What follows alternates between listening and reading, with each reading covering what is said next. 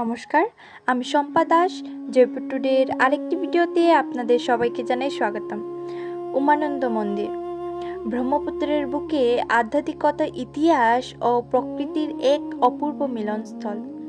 অসমের গুয়াহাটি শহরের বুকে প্রবাহিত ব্রহ্মপুত্র নদের মাঝখানে অবস্থিত উমানন্দ মন্দির রাজ্যের অন্যতম প্রাচীন ও জনপ্রিয় তীর্থস্থান।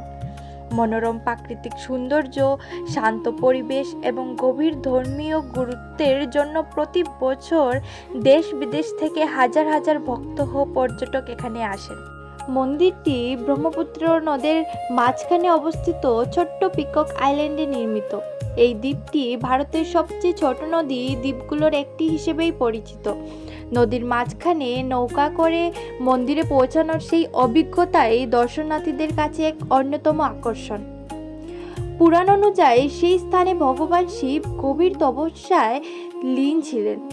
বিশ্বাস করা হয় কামদেব সেখানে শিবের ক্রোধে বশীভূত হওয়ার পর পুনর্জন্ম লাভ করেন। সেই থেকে সেই স্থানকে অত্যন্ত পবিত্র স্থান বলেই মান্য করা হয়। 1694 সালে আহোম রাজা গদাধর সিংহ এই মন্দির নির্মাণ করেন।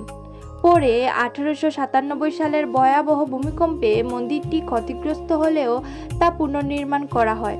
আজও এই মন্দির তার প্রাচীন ঐতিহ্য ও স্থাপত্যের সাক্ষ্য বহন করে চলেছে।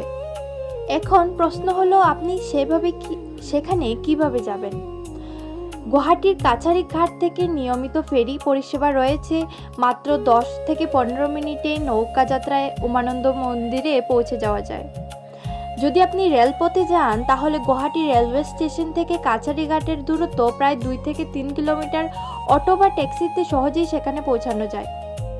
দর্শনের সময় সাধারণত সকাল থেকে বিকেল পর্যন্তই মন্দির দর্শনার্থীদের জন্য খোলা থাকে। তবে মহাশিবরাত্রি উপলক্ষে এখানে লাক্ষাধিক ভক্তের সমাগম হয় এবং উৎসবমুখর পরিবেশ সৃষ্টি হয়।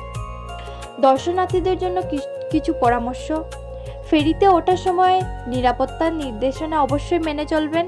বর্ষাকালে ব্রহ্মপুত্রের স্রোত বেড়ে গেলে ফেরির সময়সূচি আগে থেকেই জেনে নেবেন। মন্দির প্রাঙ্গণ পরিষ্কার পরিচ্ছন্ন রাখুন এবং ধর্মীয় পরিবেশ প্রতি যথাযথ সম্মান প্রদর্শন করুন। ব্রহ্মপুত্রের বুকের উপর অবস্থিত উমানন্দ মন্দির শুধু একটি ধর্মীয় তীর্থস্থান নয়, এটি ইতিহাস, প্রকৃতি ও আধ্যাত্মিকতার এক অন্যতম মিলনস্থল। গুয়াহাটি ভ্রমণে এলে উমানন্দ মন্দিরে একবার না গেলে সেই সফর যেন অসম্পূর্ণই থেকে যায়। নৌকা ভ্রমণের মনোমুগ্ধতা অভিজ্ঞতা, ব্রহ্মপুত্রের অপরূপ সৌন্দর্য এবং শতাব্দী প্রাচীন এই মন্দিরের ঐতিহ্য প্রতিটি দর্শনার্থীদের মনে এক অবিস্মরণীয় স্মৃতি হয়ে থেকে যায়। আজকের মতো এখানেই বিদায় নিচ্ছি এবং কে কে এই মন্দিরে দর্শন করেছেন, সেই সৌন্দর্য উপভোগ করেছেন, অবশ্যই কমেন্টে জানাতে কিন্তু ভুলবেন না। আজকের মতো এখানেই সমাপ্তি করছি। দেখা হচ্ছে পরবর্তী ভিডিওতে নতুন কাহিনী, নতুন গল্পের সাথে। ততক্ষণ ভালো থাকুন, সুস্থ থাকুন। ধন্যবাদ।